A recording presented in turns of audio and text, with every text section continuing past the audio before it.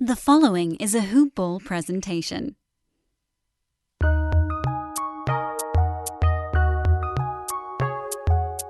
Welcome to the Fantasy NBA Today podcast.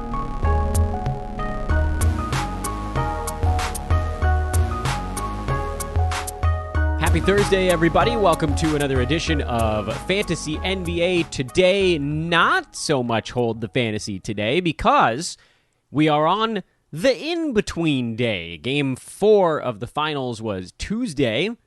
Game 5 of the finals is tomorrow, which meant that Wednesday's show, we were able to break down the results from Tuesday's Game 4. And tomorrow, we will preview Game 5, with the only note I'll throw in today that the total at 216 and Lakers by 7 has pretty much held steady from yesterday's numbers that we gave out on the podcast. But the reason that I mentioned we will not be completely holding the fantasy today is that there was a sort of, I want to call it under the radar because it was publicized, but a little bit under the radar coaching move in the associate head coach ranks. And I want to talk a little bit about what that might mean for one particular franchise going forward today. I am Dan Vespers, by the way, and most of you likely know that because we're in the time of year where the only people listening to the podcast are the true diehards, the folks that have been listening to every damn show for probably 4 years and running now, and for that, I thank you dearly from the bottom of my heart, and I will also say, because you guys are the diehards and because you're stuck with me and seem to actually enjoy that, masochists though you may be, I would kindly ask you guys if you could reach out to a buddy, a friend, whoever it might be, see if they might drop a 5-star review on the podcast. This is a really hard time of year to get new reviews because there generally aren't new listeners. Normally in October there are a ton of new listeners, but this year, right at the tail end of the finals, which corresponds to roughly mid-June in a normal season, this is not a time when new people are picking up fantasy basketball podcasts. So if you guys have a friend who maybe just got their first iPhone, or you guys are in a virtual office and you're in a Slack chat and someone in there, you're like, I bet this person has an iPhone. Just throw our show link in there, the iTunes Fantasy NBA Today show link, and just say, hey, if anybody has a second, please drop a 5-star review on this show. This is a good buddy of mine. They don't even have to be into fantasy if you don't want, but again, this is a tough time, so we're trying to see if we can squeeze a few more reviews out, at least from you guys that I know have done so much for me, and I hope that I've done a decent amount for you guys as well. I'll mention right at the outset here, and this time I'm 100% sure of it, this will be a shorter show than usual. How am I so certain of this? Well, nothing's really happening. We've already broken down Tuesday's game. I want to save our preview of the finals Game 5 for almost exclusively for tomorrow's show. And so on today's program, we're largely going to be talking about two small pieces of news that broke over the last couple of days, notably yesterday.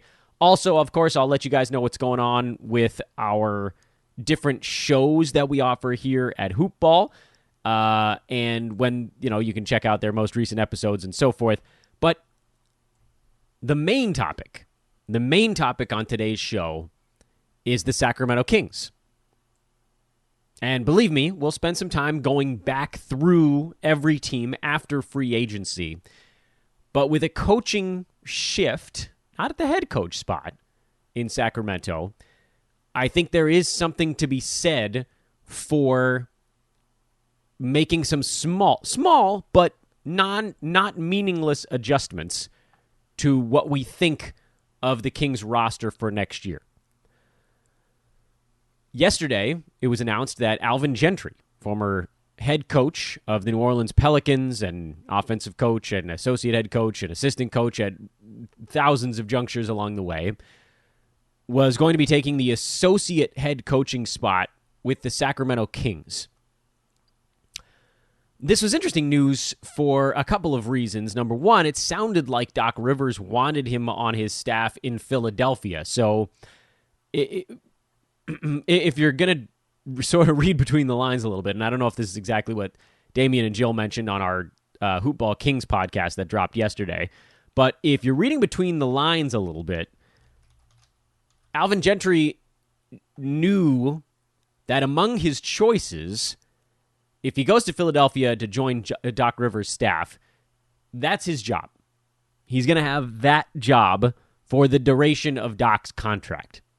Unless, somebody offers him a head coaching job somewhere in the interim there, which, as much as we all love Alvin Gentry, I think we've talked about it before, offensive guru who never seems to be able to have a team that can play defense. And it's funny, too, because Anthony Davis actually came out and mentioned that in New Orleans, Gentry kept pleading with his guys to play defense, but I think there was a certain schematic lack of understanding. He brings this genius brain on offense, and his teams just can't quite figure out the defensive side. He needs guys that really, truly understand it. The fact that team had Drew Holiday and AD on it, or those teams, I guess I should say, and still couldn't guard anybody, was a tiny bit upsetting. So, presumably, wherever Alvin ended up, and now we know it's Sacramento, anywhere he ended up, he was going to be largely running teams' offense. There's sort of no reason to bring him in there if you're not going to give him at least a decent chunk of control over what a team's doing on the offensive end. Similarly, you're probably not going to be relying heavily on him to orchestrate a team's defense. So, in my estimation, a guy with that background and sort of those things looming over him, both good and bad, it's a double-edged sword, right? Like, this is a guy who I think when teams are considering him for different positions, they're like, this guy can really run an offense. But good Lord, his teams don't win enough, not nearly enough, because they're not guarding anybody. That's not a guy who's going to leap to the front of a line of a head coaching search. However, and this is, I'm sure what everybody was saying about Jason Kidd in Los Angeles, although that was a little bit of a different scenario, Alvin looked at the two options sitting before him, which presumably was either assistant coach or associate head coach in Philadelphia under Doc Rivers, who came in brand new, by the way, just hired by Philly, so not on any kind of hot seat there, or same position, Sacramento, worse team, certainly, up and coming. Obviously, Sacramento has some decent young players on that club, but they're far from being able to put all the pieces together on a consistent basis.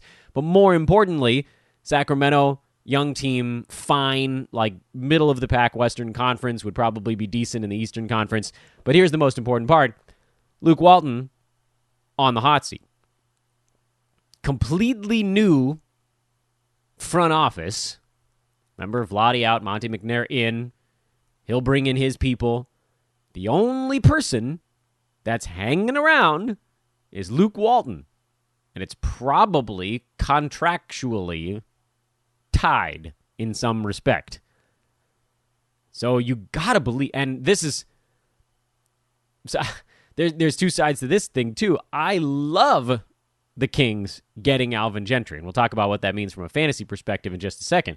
I love that they're getting someone with pedigree, with a track record in offensive success on a team that went from run under Dave Yeager to trading for Harrison Barnes, grinding to a halt, forcing this team to try to figure out how to play defense, never really learning how, and just taking away their offensive identity. That, to me, is probably going to change. And more importantly, Alvin Gentry now breathing down the neck of a head coach who I'm sure was already looking over his shoulder when there wasn't anyone there. Luke Walton, since this the front office changed, every time he wakes up in the morning and checks his phone, he's probably looking for a text message from Monte McNair that's like, Luke, let's talk. Let's have the talk. It's not me, it's you. Every day, no text message. Every day, no text message. And then yesterday, he woke up to a text that was like, Luke, we're getting you Alvin Gentry as your associate head coach, which is like, well, I mean, this is put up or shut up, right? This is bleep or get off the pot. So there's a lot of pressure on the Kings this year, and mostly it's on Luke Walton. He's not a good head coach in Los Angeles. He hasn't been a good head coach in Sacramento yet. I'm not really certain how that dude still has a head coaching job. I think everybody was like, well, he won a bunch of games coaching the Warriors. Yeah, my pinky finger could have won a bunch of games coaching the Warriors. You know what my pinky would have said? It would have pointed at Kevin Durant and Steph Curry and said, throw it that way. And then when someone was like, what about defense? I would have been like, meh. You guys got KD, Steph, Clay, and Draymond to orchestrate. I think it'd be okay. Now, what about the Kings roster in all of this? What does the Alvin Gentry hire actually mean from the fantasy perspective? Well, Kent Bazemore is off the books, and he's really the one big contract that changed. And I know it's weird. You're like, Kent Bazemore, big contract? Yeah, dude was making $19 million this year. He was part of that ridiculous overpay that happened for everybody that became a free agent 4 years ago. So that deal is done. Will he return? I don't know. It doesn't really matter. He had a decent role with that team by the end of the year, but he'll probably go looking for someplace he can compete for a title, would be my guess. He'll be 32 this coming season, which is not old per se, but on the back end of your prime years. And that's when these guys are like, yeah, all right, I've kind of made my nest egg, and certainly for Baze, whatever it was, $60-80 million contract or whatever he signed that last time around, that's a pretty good nest egg. Get this right. I think he's made about $75 million in his NBA career now, thanks to this last 4-year deal that shook out. So, he's not like, I got to go find someplace where I can make another $20, $30, $40 million. I'm sure if someone would give him that, he wouldn't turn it down, but he'll be going to someplace to take, $3, $4, $5 million, maybe less, to be a contributor on a playoff team. Probably not the Kings. Bogdan Bogdanovic is, I believe, a restricted free agent at this point, and presumably they want to bring him back. He was only making $8.5 million last year, which I say it out loud, and I'm like, only $8.5 million? Well, yeah, his salary will be going up. Jabari Parker has a player option for $6.5 million. My guess is he'll probably take it. The current market, I can't imagine he's about to make a whole bunch of money. Darren Fox signed for 1 more year before they have to deal with that. And then, of course, the Albatrosses on the Kings.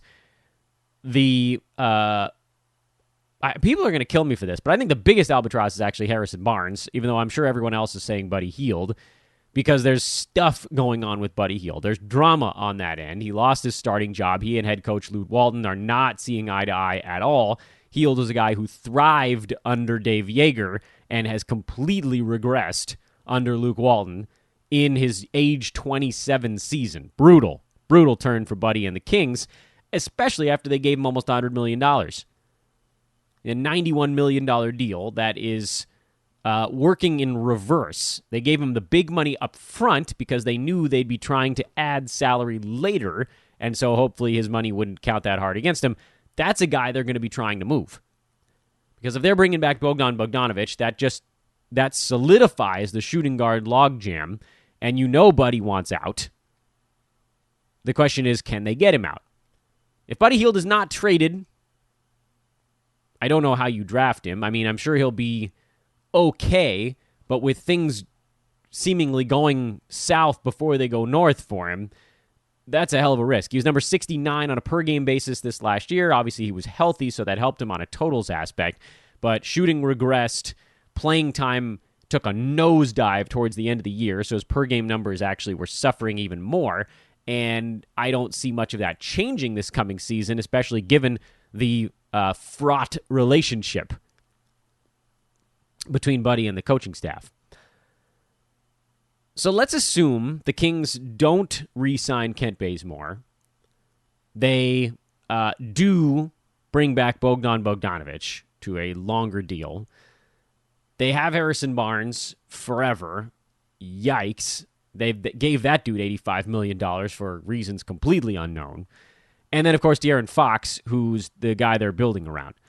Nemanja Bjelica has a non-guaranteed contract this coming year. Presumably, they will keep him. He's been a really nice kind of Swiss Army knife type for that team. He can't guard anybody. He's a turnstile on defense, but as an orchestrator, he's been useful. And then the best contract they've got on their team is Rashawn Holmes, $5 million for this coming year. Marvin Bagley, of course, also signed. We still haven't really seen him be healthy or not suspended for an extended stretch, but that's something to keep an eye on as well. So if you're grading this out, you're looking at a Kings team that probably looks a lot like they looked at the end of the year without Kent Bazemore, And probably, if Hield isn't traded, he picks up a few of those Bay's minutes. They almost don't have a choice.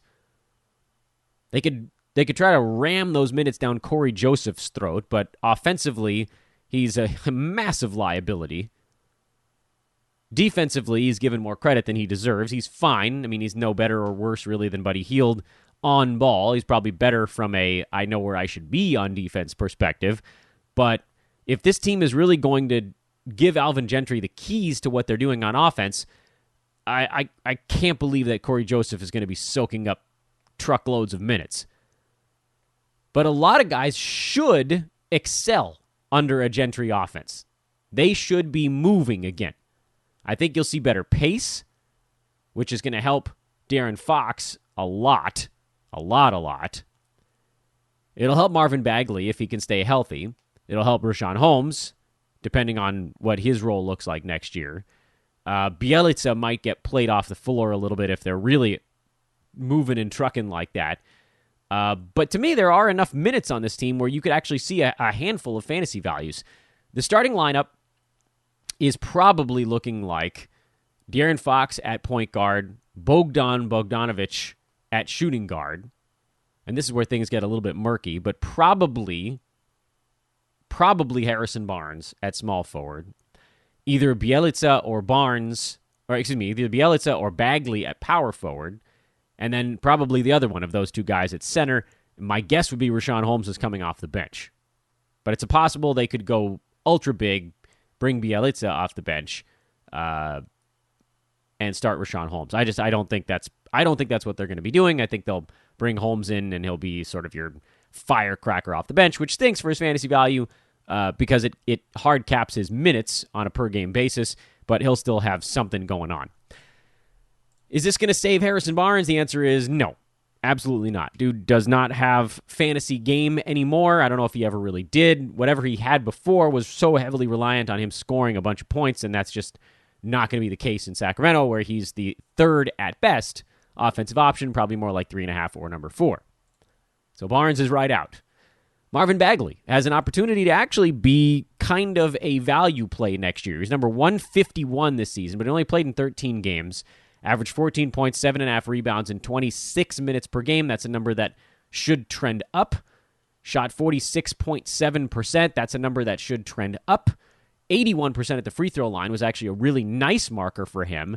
Half a steal, 1 block. Again, didn't really get into a normal routine, so those numbers should also be on the way up.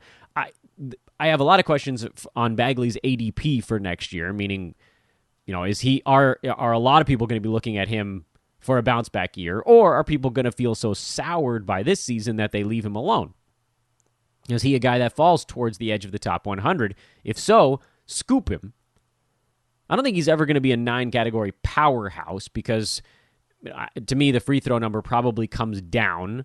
He doesn't do much beside points and rebounds on the offensive end. No three-pointers, really. No assists, really. Steals and blocks, the verdict is kind of out on him. But to me, he's an interesting post-hype guy to keep an eye on. Darren Fox was trending up towards the end of the year. I see no reason why that shouldn't continue next season. I don't think people were soured on him. He finished at 82. A strong finish was certainly useful for him. He played in 51 games this year. Injuries were a problem, but if he's getting out and running, again, free throws are the big issue for Fox. He even added a three-pointer this last season. But good field goal percent from a point guard. You're going to get points. You're going to get assists. You're going to get steals. If we can get the free throw number up even a fraction, even from 70 to like 73 or 74%, you're talking about a guy with top 50 outlook, I think. But that's not that crazy to point at the top 50. Getting higher than that is going to require a really big leap in free throw shooting, like a really big one. So De'Aaron Fox probably ends up getting drafted pretty close to where he goes. Bogdan Bogdanovic had a really nice bubble, but also is insanely unpredictable on the offensive end. But he's going to have, not the keys to the car, those go to Fox, but he's going to have the sort of driver's ed brake pedal in the passenger seat. So he's going to be the second in command of running the offense. So I think you see the assists trend up with him. I think you're looking at a guy who In 29 minutes a game this year, finished around top 90 on a per-game basis, and I think that probably moves up a little bit. But I also think, especially if Buddy Hield is traded, he's going to be a guy who gets targeted as a buzz guy in fantasy drafts. Hield is actually kind of your interesting guy in this mix because if he doesn't get traded, he's probably still going to get 20 to 25 minutes a game. No one's going to want to touch him, and you can scoop him up, 80 or 90 or wherever he falls to, be fine with the fact that he's going to be a late-round producer, and if he does get moved at any point during the year, you get this giant leap. That's your upside. And then Rashawn Holmes, who probably will play about 20 to 25 minutes a game, just like Hield. But we know in 20 to 25, he can be an easy top 100. He can go top 75. So I think those guys end up being interesting sort of later round selections you could grab that should help your team a lot. So a quick review here. Barnes, not draftable. Bagley, big question marks, but potential for post-hype. Fox, probably accurately drafted. Bogdanovich, probably a little bit overdrafted if I had to guess, even though he will likely make a move forward. Hield, probably underdrafted because he's a mess, and the bottom could fall out, so don't spend anything higher than about a top 85 or 90s pick on him, but there is some interesting upside there if he doesn't completely get ruled out, especially if Gentry's offense helps wake him back up again. And then Rashawn Holmes, who, listen, you guys all know the hoopball Rashawn Holmes story.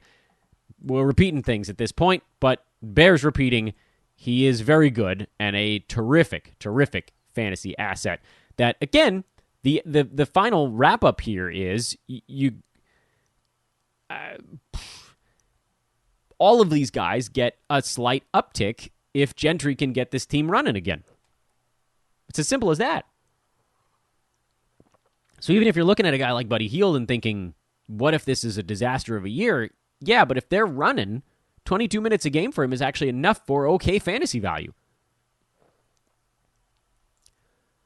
The other little thing I thought I'd mention, and it's more pertaining to the finals, is that Goran Dragic has been downgraded from questionable back to doubtful for tomorrow's game. So there was some hope that he might be able to try to play through his torn plantar fascia, which was going to be really hard. He wasn't going to be himself. And I think that the conclusion here, and maybe he still gives it a go, but doubtful, downgraded the day before is not a good sign for him playing. Playing probably would have been bad for everything related to the Heat. Like, it would have been bad for him. It would have hurt him.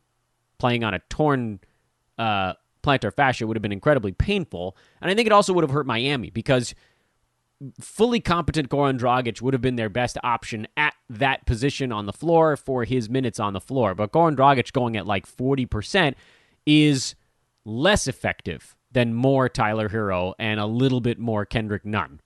That's the weight. That's the balance they're working on. The scales of justice are, whatever Goran can give us, is that actually better than what we're getting out of Hero and Nunn, who have been fine.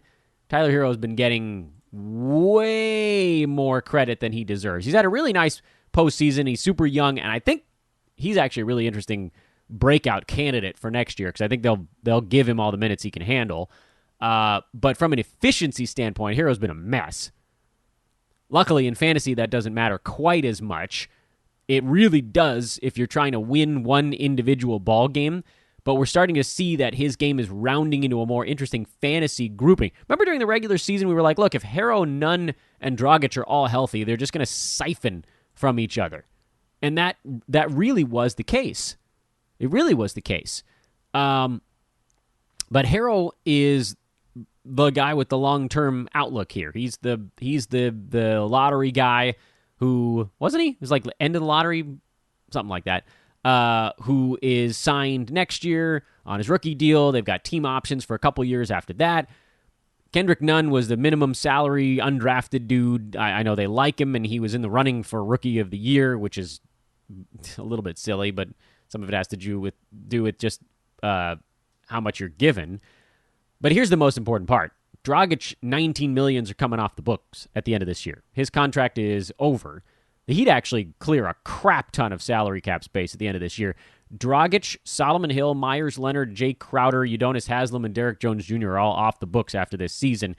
Nunn and Duncan Robinson have non-guaranteed contracts next year that they will almost definitely pick up. for $1.5 million each. And then it's Jimmy Butler, Andre Iguodala, a player option that Kelly Olynyk will probably exercise, Hero, and Bam Adebayo, who's on a crazy team-friendly deal. But the Heat have loads of room as they line up for that 2021 free agent class. So I don't think, unless Dragic is willing to sign a one-year deal, which he might, next year you might see Tyler Hero take over as the key number 3 guy on that team. Butler, Adebayo, and then it'd be Tyler. He'll have a lot of buzz around his name. With the way ESPN's treating that dude, he's going to go into fantasy drafts, and he's going to be dramatically overdrafted, but he is certainly someone to keep an eye on. And then, back to the point at hand here, it seems like we're going to have the same rosters from Game 4 to Game 5, so that'll make our handicap for tomorrow's episode of Fantasy NBA Today a little easier. Tonight, more baseball playoffs. Fun games going on right now. I'm very upset to find out that one of the games today is on a network that I don't get. Maybe I can get it if I use ExpressVPN. Log in as one of you guys. Check out expressvpn.com/hoopball. Get 15 months for the price of 12. That is the deal on the table. Manscaped.com if you want to get your Lawnmower 3.0. And, of course, mybookie.ag. The promo codes that you need to remember are, again, for ExpressVPN, it's actually the link itself. It's expressvpn.com/hoopball. For mybookie.ag, it's the word hoopball on the third page of sign-up. And for manscaped.com, you enter the promo code hoopball20 at checkout. That's the 3 different ways that you can use our site name to get yourself some wicked sweet deals.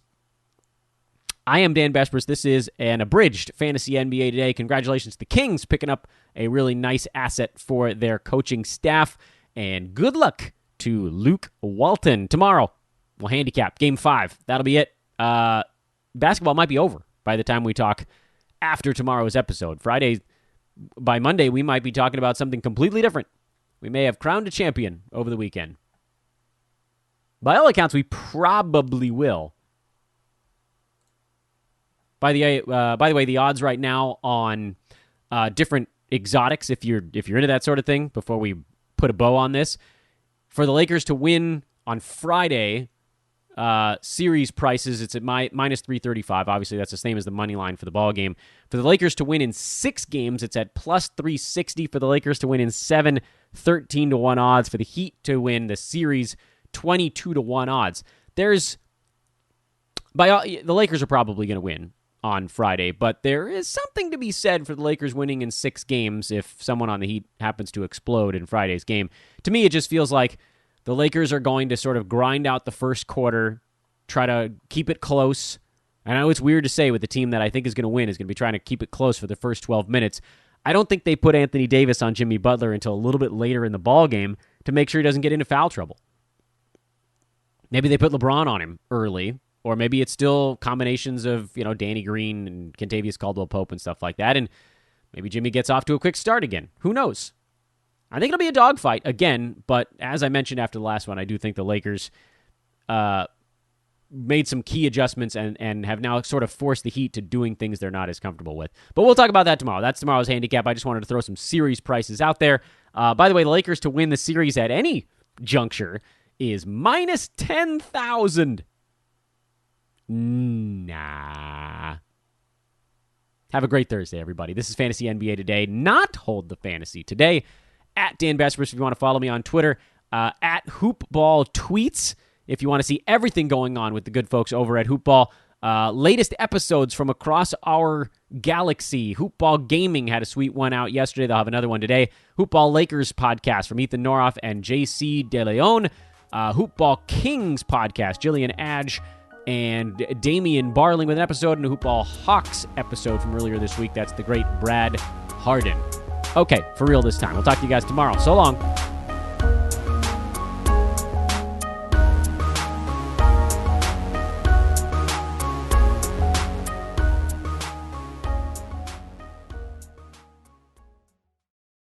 This has been a Hoopball presentation.